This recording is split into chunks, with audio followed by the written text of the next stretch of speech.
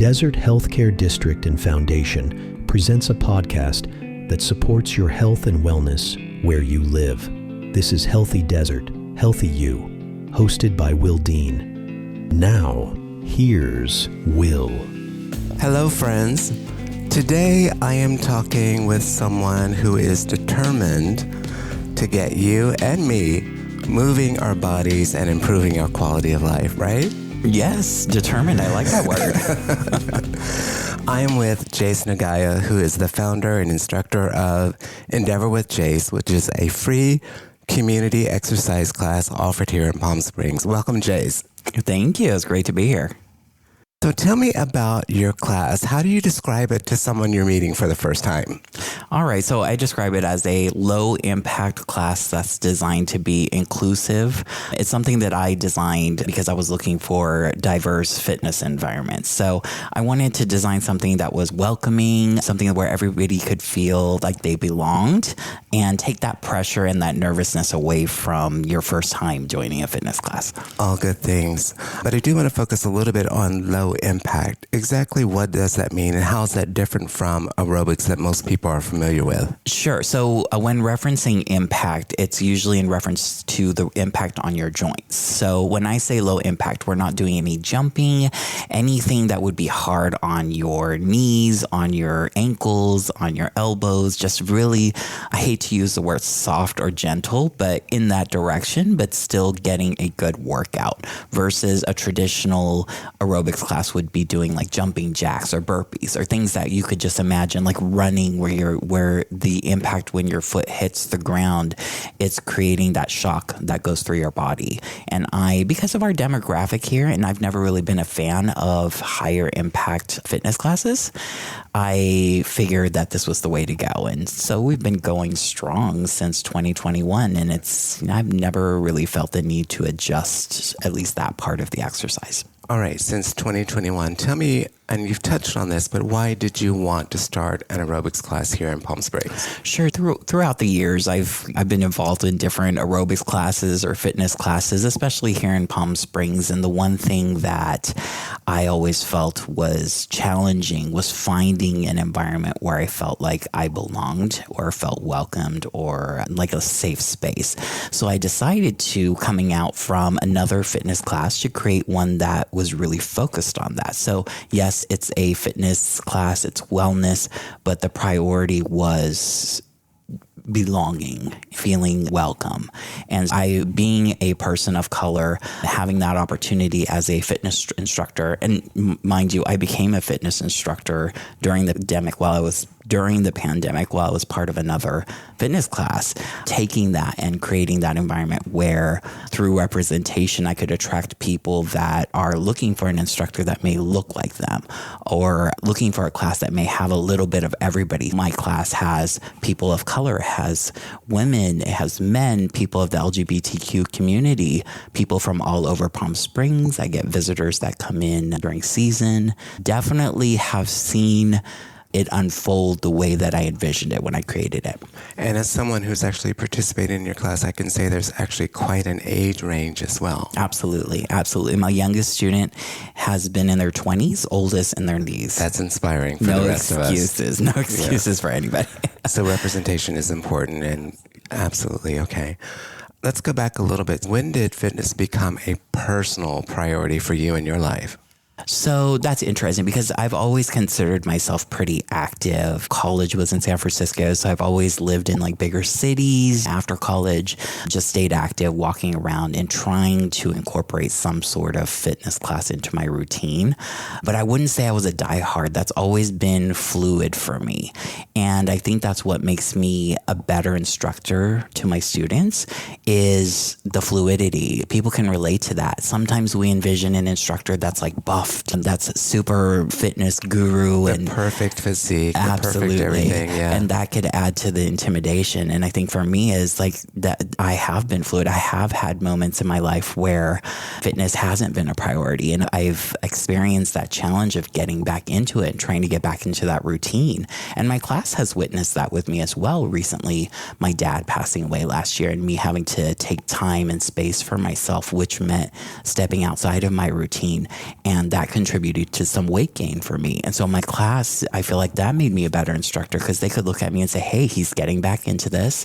And I've gone through something similar in my life, but we just keep going and we keep moving forward. And yeah. And you talk about the challenges that you have in your class, and you also talk about the indulgences and things that you do on the weekends that actually motivate you to go in on Monday and work harder. Yes. And let me just clarify. So my indulgences over the weekends, I love brunches, and I always will love brunches. But yeah, so I call our Friday workouts pre-burning because I say, you know what? We earned it today. So go ahead and enjoy your weekend. And because we're going to come right back here next week and we're going to pick up where we left off. I love that because you don't hear a lot of fitness instructors say that. No, I try to be realistic. I try to tell my students to do what I would do. I say, don't do anything I wouldn't do, which isn't a long list. But yeah, I just try to be realistic with my students.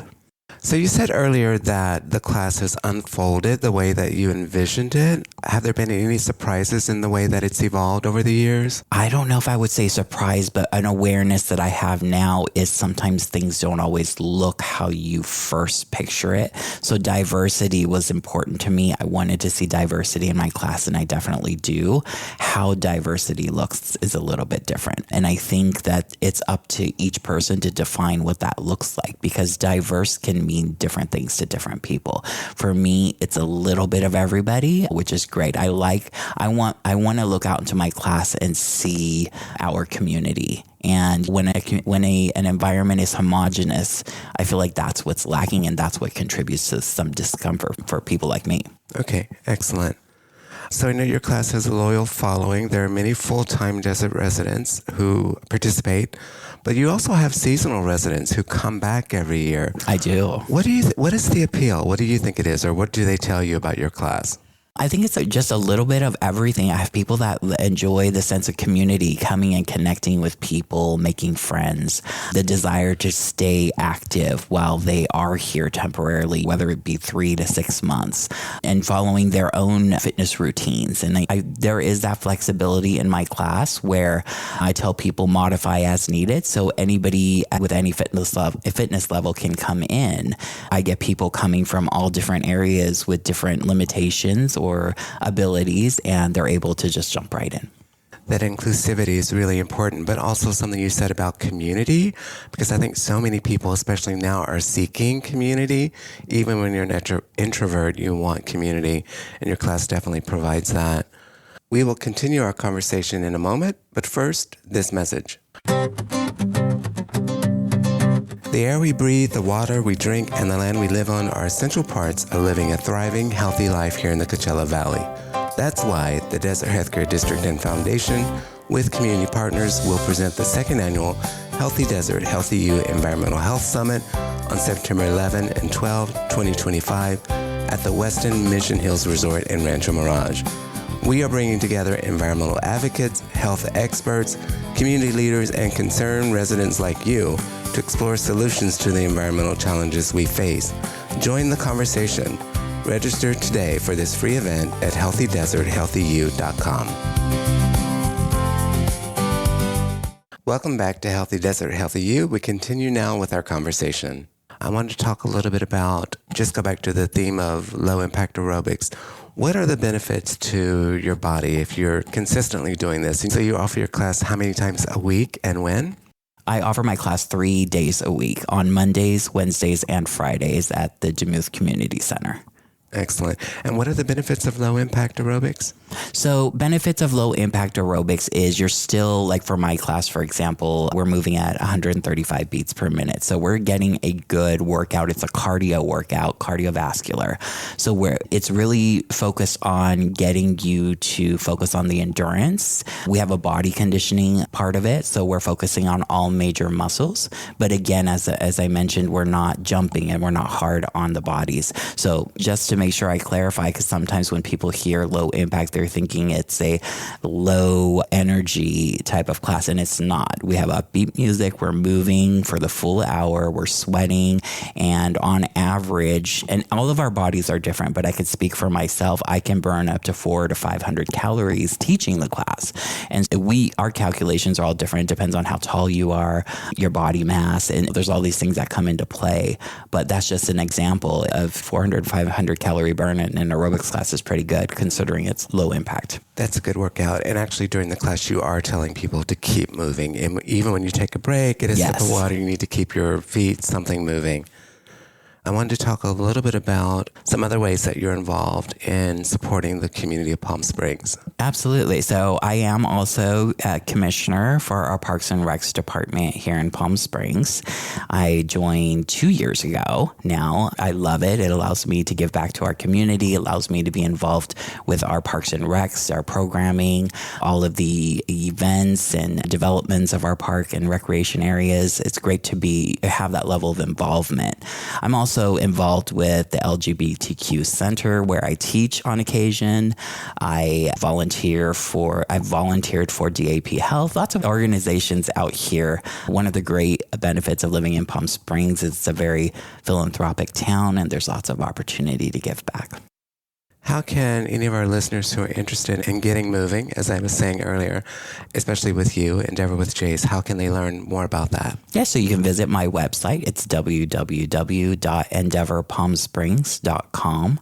All of the information's there. I also do warm-ups for 5Ks, so I'll also upload those dates on my websites as well, just in case anyone would like to participate. But again, my class is on Monday, Wednesday, and Friday mornings, 7:30 to 8:30 at Demuth Community Center, and it's a free class, so anybody could join. There's no reason not to. You just have to sign up.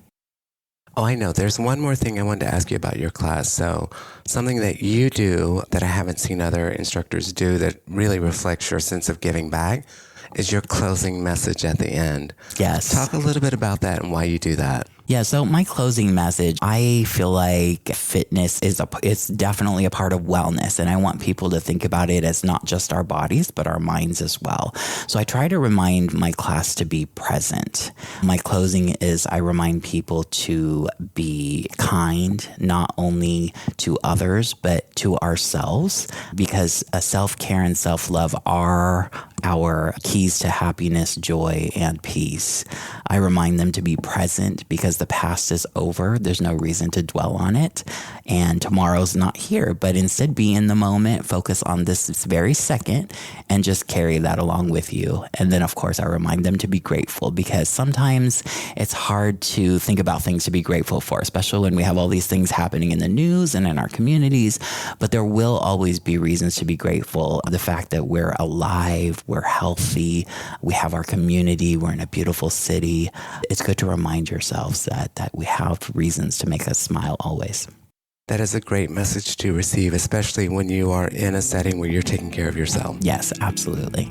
Thank you, Jase. Thank you. It's been great. To enjoy more episodes like this one, subscribe to Healthy Desert, Healthy You, wherever you get your podcasts. And remember, as you go about your day, you can always choose health, healthy thoughts, healthy actions, and healthy goals. Thank you for joining us on this episode of Healthy Desert, Healthy You.